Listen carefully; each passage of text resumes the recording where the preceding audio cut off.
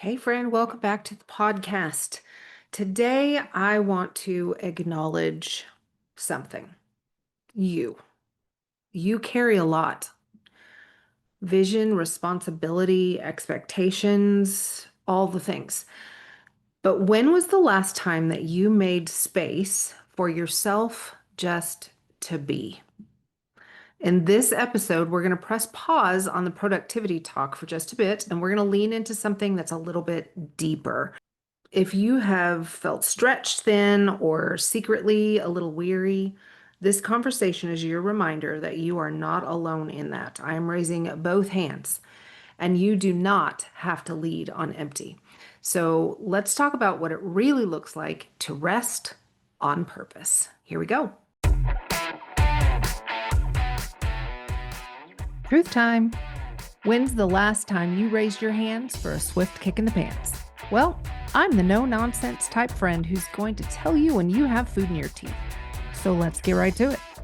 This is your infusion of sacred and secular, calling you higher into who God created you to be, exploring how intimately faith applies to every part of your life, and how you can live that faith every single day in the marketplace. I felt the tension of separation of church and state. I've been one of the few women at a table of men for decades, and I've stood my ground. Are you ready to do the same? These tools, resources, and interviews are meant to do just that. I'm Jan Touchberry, and it's time to share her faith at work. Hey, friends, welcome back to the podcast. I'm so glad that you pressed play on another episode of Her Faith at Work. I'm so glad that you are here with me. Y'all, we are entering the almost the 2-year mark in just a few weeks. I will have been podcasting for 2 years. That blows my mind a little bit, but I absolutely love it. I feel like when the Lord dropped podcasting into my heart, he uncovered something. Like, I feel like I was made to do this, and I know that some of you feel like you were made to podcast as well. If you've started your podcast already, kudos to you. If you haven't, hit me up. Let's have a conversation. I would love to help. Today, I want to have a little heart to heart. Is that okay? Can we do that? I want to acknowledge the fact that you are the strong one. You are the go-to, the strategist, the fixer, the one that all the humans send the late night text to because they know you're going to show up. And that is a beautiful thing, friend. It's a beautiful thing. But what happens when you need a minute? When you feel like the well that everyone's drawing from is bone dry, or maybe you're not quite at the bone dry level, but you are fallen to the level that there's a serious deficit there. Where do you go when you're the one that everybody comes to? We're going to unpack that a little bit today. There's not going to be really any formulas, no 5-step plans. We're just going to have a real conversation between two women who carry a lot of things and are hopefully learning the grace of putting some of it down. Please know, as you were listening to this, that this is something I'm still working on. I have not cracked the code. It is something that God is actively working in my heart and my mind on. I know in my heart I should be resting more, but y'all, it is hard. It's hard. And I am not coming up from a place of having arrived for sure. But over the years, he has been gently showing me the importance of what I want to share with you today. Somewhere along the line, we women learned to equate leadership with invincibility, especially as women in business, ministry, motherhood. We carry this unspoken belief that we have to prove to who, I don't know, but we have to prove that we can handle it all. I think almost it is Wonder Woman's fault, right? That is quite literally the nickname that so many of us have been given by those that we serve and lead.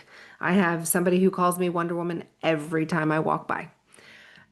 I watched this TED Talk recently by a woman named Sheryl Sandberg. She's an exec in Silicon Valley, and she has a book called Lean In. I'm reading that listening to it. Let's be real. I'm an Audible girl. Um, Lean In by Sheryl Sandberg is the book. And she talks about how women systematically underestimate themselves and how often we wait until we feel 100% ready before saying yes to leadership roles. But once we do say yes, we hold ourselves to a standard of being everything to everybody. And that is not what happens with men. Sorry, guys, if you're listening, no offense. But for the most part, men don't feel the same way. And we just pretend that it's no big deal. And truth be told, I think we kind of like it. I think some of us really like it because it feels good to be needed and depended on. It feels good when somebody calls me Wonder Woman, but I don't know that God thinks it's good.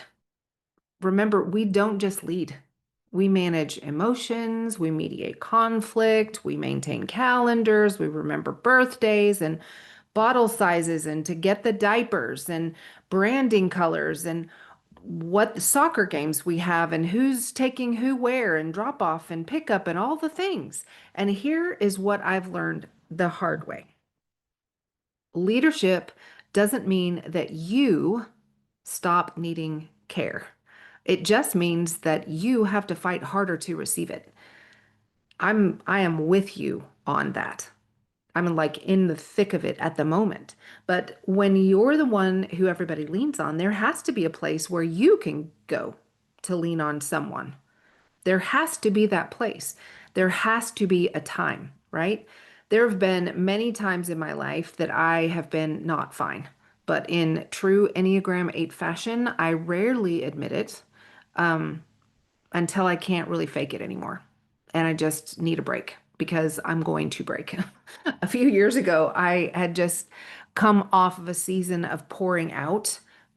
Who am I kidding? My whole life is a season of pouring out, right? But this particular one, my mother had passed away just a few months prior, and I took a short period of time off, true to form. I wanted to jump right back into work, healthy or not, no judgment, right? So, took a little bit of time off, and then I was back at it. But inside, y'all, I was running on fumes. Not having lost a parent before, I was unsure what the grieving process for that was going to look like, and I I cope by working, by staying busy. And so I just jumped right back in, right?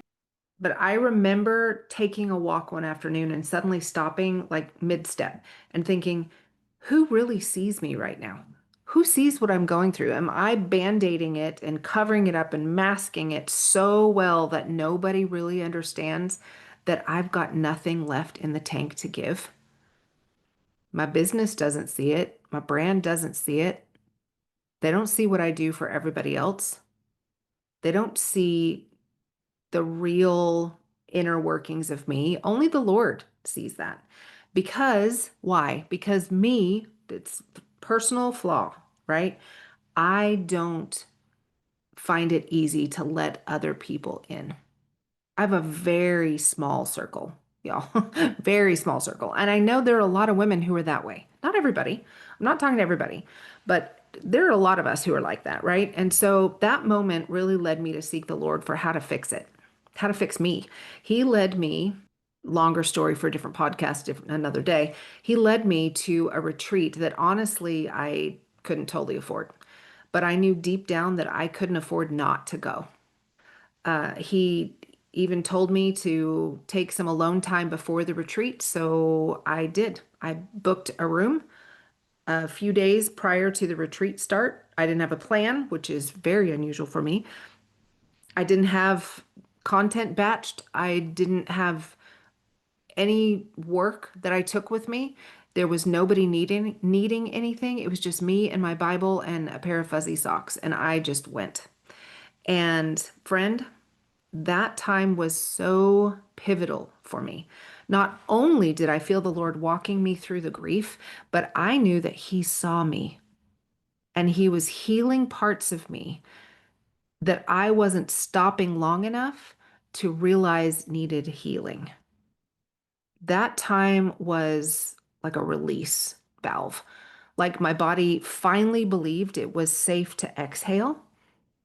And it was in that stillness that I heard the Lord say, you have been carrying things that I never ask you to hold alone. You've been carrying things that I've never asked you to hold alone. And I think more than any other time in my life, that experience solidified deep inside me the importance of those kind of third space moments. So, third space. If you're not familiar with the term third space, let me explain. I've became very infatuated with the third space concept back in the 1900s. Yeah, dating myself. The concept of third space actually came from a guy named Ray Olberg back in late 90s, I think. It refers to kind of three distinct ideas, right? So one is a social space. It's not your home, which would be considered your first space or first place. It's not your work, which would be your second space, but it's somewhere else. It's usually somewhere more informal, like a coffee shop or a park. Somewhere with a great patio and a nice cup of coffee is what I like to do. It's where you can connect, you can be in community, you can get out of your normal spheres and you just feel a sense of belonging or ability to kind of exhale, right? At least that's how I feel when I step into the places that I would call my third space. Then there's something called a cultural third space, which is fascinating to me. It is really a blending of different cultures and a new identity is formed. And here's the thing that I think is interesting with cultural third spaces. I think most of us think, oh, we're going to blend um, the American culture with the Hispanic culture, or the Indian culture with the I don't Chinese culture. I don't know, pick a culture. I mean, that's what most people think of when they think culture, but I'm going to pose to you that you can blend your human culture with the culture of heaven, and new identities are formed when you get into that type of third space with the Lord, right? And then finally, it's super simple, the kind of modern urban planning spaces that are like co-working spaces.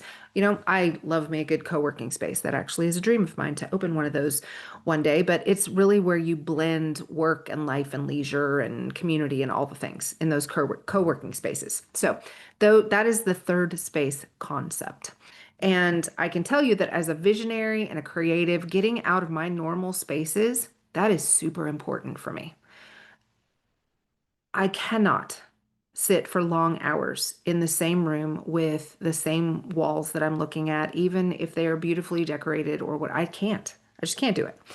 And it's not only for my creativity and productivity, but honestly, it's for my sanity. Breaking out of the norm allows me to expand my mind and to think new thoughts and to be open to new ideas. And so, creating space for yourself, hear this when I say this, creating space for yourself does not make you selfish. It makes you and the work you're called to do important and sustainable. I mean, think about it. If you had a client who asked you to meet in some additional space that you're not normally prone to meeting in, you would make that happen. Why do we always put the needs of others in front of ourselves? We've got to stop it, y'all. Got to stop it. But in Cheryl's book, she also points out that leadership is not about climbing alone. It's about lifting others while you refuse to lose yourself in the process. And I think that's what, for some reason, we forget. We can lift others, but we cannot lose ourselves in the process. Because if you never step out of the daily grind to refill, you're not leading from overflow. You're leading from exhaustion or at best treading water. And nobody thrives long in a place like that. We have got to find spaces where we're not needed for something. We are not performing. We are not prepping our next talk or strategy call or planning something. We just need a space where we can be seen, where we can feel like what we are carrying is acknowledged, and that we are reminded that we are more than what we produce. Hallelujah. I mean, Jesus did this constantly. We see it multiple times in the New Testament. It says he withdrew to lonely places, which is super interesting to me. He models this, and we as Christians say that we are trying to be more Christ-like. And yet, this is one thing that we do not get. We don't do it well. I have met very few people who do it well. And it's not because he was shirking his responsibility that he went to these places, but because he was stewarding his purpose. He went to meet with his father. And I think that's that cultural third space that I was talking about, right? The idea of our humanity blending with the culture of heaven and forming a new identity, who we are in Christ. I think that time, that cultural third space in possibly a physical third space where you can connect, it solidifies your identity in Christ. So, what does that look like in real life? Good question. You don't have to book a flight or rent a cabin, although I highly recommend doing that for yourself. I have been doing this at least annually for myself for the past few years. I've just gone away for a few days, sometimes a week, alone. No agenda, just me and the Lord. And He sets the agenda for the days.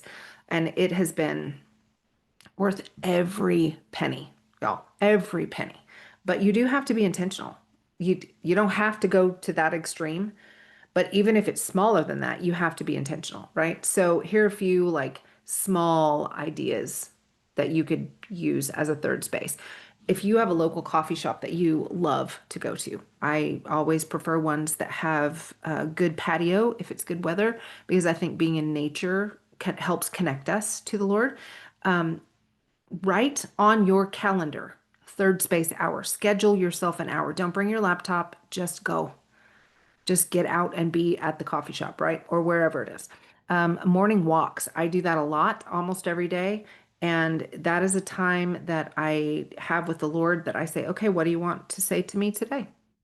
It's also a good idea to plan like a rest window each week in your calendar. No device, no plans, just rest window, whatever that looks like for you. I think that can be considered a third space moment, but write it in and make sure that it is important. It as is, golly, I can't talk today. It is as important to you as a meeting with a client or anything else that you would put on your calendar, right? You are important. And then I think another third space would be time off with a friend, time away with somebody who sees you and says, okay, tell me how you are really. Like somebody who doesn't just feel okay with you saying, fine. Yeah. They're not going to let you brush it off. How are you really? And then somebody that you feel comfortable opening up to. If you are in a season where none of that feels possible, because I know life is full of seasons. I have been there. I hear you. I have done that. I do have 4 children. And while they were raised back in the 1900s, um, they, they were still busy little creatures, still had all the things, right? So I understand if none of that feels possible, but I would just say start with this question for yourself. If you don't even feel like you have an hour, can you find 15 minutes? Where can I create 15 minutes this week to be fully honest with myself and with God about what I need, about where I'm at, and about how I can get some third space time to reset? That's it. That's your first third space, 15 minutes. But friend, however you start your third space journey, please just start. You need rest. And that need for rest has been a theme I am hearing all over the place. Everywhere I turn, it feels like it's popping up, especially from women. It's going to take honesty, honesty with yourself that you need a third space moment, honesty with your work that you will be better able to serve if you have a third space moment, honesty with your loved ones, your husband, your children, whoever is in your sphere, that this is one of the best gifts they could ever give you. Because here's the truth. While systems are awesome, you know I am a systems girl. You don't need another system, probably. You probably just need some space. If you've been following me for a while, you know that every year the Lord shows me a word of the year. And he and I doing my best, will try to walk that out together. Last year, so this last year, 2025, my word was very different than it typically is. In fact, I had to ask the Lord if I was hearing him correctly because typically my words are like discipline and accountability and, all of the tough Enneagram 8 words. But this year he showed me the word gather, and I'm like, excuse me, what? Definitely not a typical word for this introverted girl. Nope, I would not choose that by myself. And so I know that it must have been the Lord because it's not a word that would ever pop into my mind as something I wanted to walk out through the course of a year. And yet, the Lord has been showing me what this word means for me and those that I serve. In the beginning of the year, I had a really vivid vision. That's the best way to describe it, as a vision, because I was not asleep. It was in the middle of the day. And there was this really long table, and it had a ton of chairs around it. It was wooden, beautiful. I can, like, if I close my eyes, I can see the wood. It's this beautiful kind of caramel colored wood, and it's beautiful chairs, very simple and yet gorgeous. It was beautifully set, not elaborate, not perfect, but it was beautiful. I was attracted to it. I was drawn to it. And I wasn't sure who it was set for, but all down the middle of the table was platter after platter after platter of fruit, all different kinds of fruit. And it looked gorgeous and it looked delicious. And I knew that I was setting the table and was to support and gather women to the table. And the result of the gathering would be beautiful fruit. The Lord told me that part of my gathering was this podcast, and you, the ones that allow me space in your life every single week when you hit play. But in addition to gathering people in the digital space, the Lord also called me to gather people in real life. It started in early 2025 with a retreat and 3 beautiful friends, and it's going to continue into next year. And as long as the Lord says, keep going. And in January of 2026, we will have the very first third space retreat. And you might be asking, why are you telling me this, Jan? Why? Why does it matter? Because, friend, wherever you are in your journey, in your leadership, in your business, you deserve to be poured into. You deserve a space where you can stop, where you can rest, where you can reset, where you can be heard, be seen, be known. The kingdom needs women who are leading from overflow, not running on empty. Y'all, we are not meant to be a valley of dry bones, period. We're just not. So if the third space retreat sounds like something you want to explore, it's easy to find. You can head over to the website, jantouchberry.com/third space, and you can check it out. If that's not for you, I suggest that you find something that will fill the need that you have for a third space, even if you start with 15 minutes, friend. And before you go, I want to challenge you with this one thing. Who's pouring into you right now? And when was the last time you let them? Who is pouring into you right now? And when is the last time you let them? And if you don't have an answer for those questions, the who and the when, if you don't have an answer for that yet, that's okay. But just don't stay there, okay? God has more for you than just the striving and the hustle. He really does. And he's asking you to make room for it. So let yourself be poured into. Let yourself pause. Let yourself rest, because you, my friend, are worth it. So until next time, have a great week. Thanks for joining me for another episode of Her Faith at Work. If the Lord put someone on your heart that you think needs to hear this message today, will you just smash that share button? And if you haven't already followed the show, I would love for you to do that.